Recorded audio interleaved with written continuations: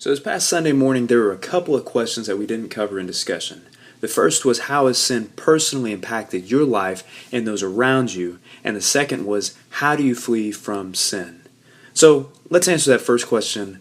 And I kind of gave a little bit of my input about how sin has personally impacted me, but I want to give a little more than what I shared on Sunday. So sin has invaded areas of my life that I never thought I would need help with. In fact, I've noticed that sin is like a magnet for other sins. So if I begin to struggle with anger, or I'm tempted to get upset with somebody, then I notice that I can turn towards cursing someone out as a solution. Or if I struggle with lust as the temptation, then I will turn to my appetite to fulfill sexual desires. Or if I struggle with selfishness, the temptation will be to turn to envy in order to crave what I don't have. And the list goes on and on.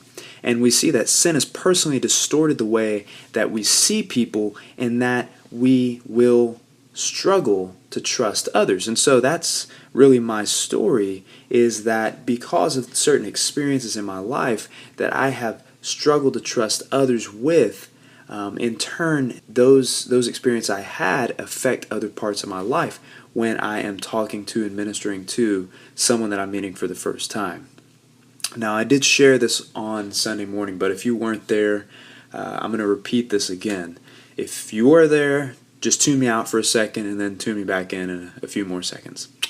So a couple years back, I was brought on staff with the youth ministry, and we took a personality profile test.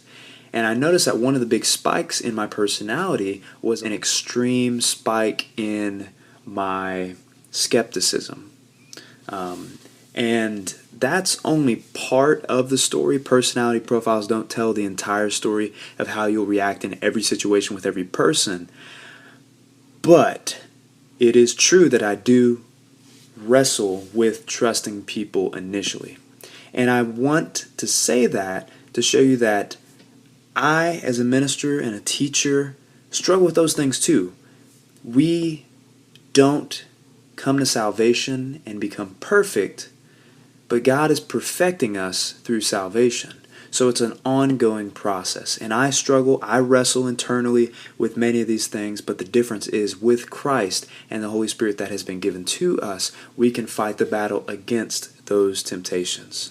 Okay, the second question that we didn't cover was, how do you flee from sin? So I want you to look at 2 Timothy 2:22. And if you don't have a Bible on hand with you, I'm just going to read this. It says, "So flee youthful passions and pursue righteousness, faith, love, and peace, along with those who call on the Lord from a pure heart." Now, I want you to get this. In order to flee from something, you have to pursue something. I'm going to say that again. In order to flee something, you have to pursue something. Remember, sin is empty, like we talked about at the beginning of our lesson on Sunday morning. But God is the fullness of all good things. So pursue what is fulfilling and good, and you will find God. Pursue God, and you will find what is fulfilling and good. So remember that. You don't just empty yourself out just to empty yourself out, which is a common practice of Buddhism. You want to empty to fill yourself up with. But the only way you can empty yourself and rid yourself and flee from something is if you pursue something.